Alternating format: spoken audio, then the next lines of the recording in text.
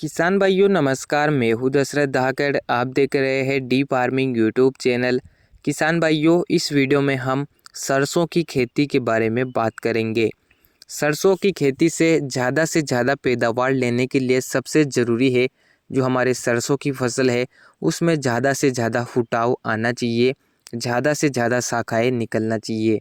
किसान भाइयों, सरसों में फूल आने से पहले अगर कुछ ऐसे ज़रूरी काम है वो अगर आप कर लेते हैं तो निश्चित तौर पर सरसों की ग्रोथ बढ़ती है, पौधा हरा भरा बना रहता है, पौधे में ज़्यादा से ज़्यादा फुटाव आता है जिससे फल फूल भी अधिक आते हैं और सरसों का उत्पादन अच्छा निकलता है। किसान भाइयों को पूरी जानकारी इस वीडियो में मिलेगी। किसान भाई इस वीडियो को पूरा देखिए। जो किसान हमारे चैनल पर नए हो चैनल को सब्सक्राइब कर दे, इस वीडियो को लाइक और अपने किसान साथियों के पास शेयर जरूर करें। तो चले वीडियो को शुरू करते हैं। किसान भाइयों, सरसों की बुवाई के समय भले ही आपने अच्छी किस्म लगा ली हो, सही समय पर सही खाद का प्रयोग भी कर लिया हो, लेकिन कुछ ऐसे काम है जो आपको करना है। अगर ये काम आप कर लेते हैं तो 100% रिजल्ट आपको मिलेंगे। सरसों में ज़्यादा से ज़्यादा फुटाव आएगा। तो चलिए वीडियो को शुरू करते हैं। किसान भाइयों, बुवाई के समय क्या होता है कि बहुत से किसान भाई संतुलित बीज दर नहीं डालते हैं जिससे खेत में सरसों का जमाव ज़्यादा हो जाता है।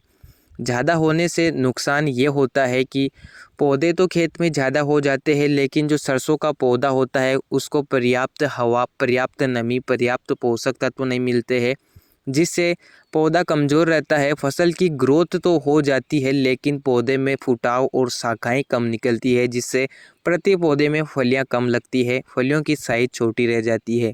इसके लिए ज़रूरी है कि आप जब सरसों में निराई गुड़ाई करते हैं पहला पानी लगाने से पहले, उस समय पर सरसों से खरपतवारों को कंट्रोल करें। जो अनावश्यक पौधे हैं उनको उखाड़ कर बाहर फेंक सकते हैं जिससे पौधे से पौधे के बीच में पर्याप्त दूरी रहेगी जिससे खेत में पौधों को हवा अच्छे से मिल पाएगी।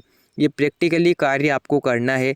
आप अगर सरसों से अनावश्यक पौधों को उखाड़ कर बाहर नहीं फेंकेंगे और बाद में आप देखेंगे कि हमारी फसल में हमने बहुत से खादों का प्रयोग कर लिया है और फुटाव उतना ज़्यादा नहीं आया है, तो आपको रिजल्ट बाद में नहीं मिलेगा।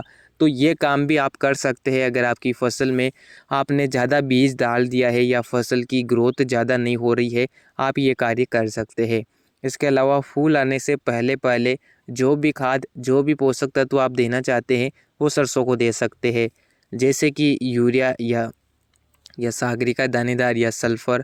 जो भी खाद आप प्रयोग में लाना चाहते हैं पहले और दूसरे पानी पर ला सकते हैं, लेकिन एक बात ध्यान रखना है कि सरसों में जब इक्का दुक्का फूल निकलना शुरू हो जाए उसी समय आप पोषक तत्वों की पूर्ति कर दें। अगर आप बाद में पोषक तत्व देंगे तो बाद में पौधे की ग्रोथ की अवस्था ख़त्म हो जाएगी। बाद में शुरू होती है पौधे की परागण की अवस्था। इस समय पर पौधे में फूल और फलियाँ बनना शुरू होती है। इस समय पर ग्रोथ प्रमोटर की किसी भी प्रकार से फसल को ज़रूरत नहीं होती है। अगर आप बुवाई में संतुलित खाद देंगे तो बाद में ज़रूरत कम पड़ेगी और पहले दूसरे पानी पर दे देंगे तो बाद में किसी भी प्रकार से खाद नहीं डालना पड़ेगा। किसान भाई चूक ये करते हैं कि वो समय पर न तो यूरिया देते हैं न ही सल्फर। आप फूल आने से पहले आप यूरिया प्लस सल्फर का कॉम्बिनेशन दीजिए, आपको काफ़ी अच्छे परिणाम मिलेंगे। सिंचाई प्रबंधन के बारे में भी बात कर लेते हैं। तो बहुत से क्षेत्रों में सरसों की बुवाई अलग अलग होती है, खेत की मिट्टी अलग अलग होती है। किसान भाई कमेंट करते हैं कि हम सरसों में पहला पानी कब लगाएं।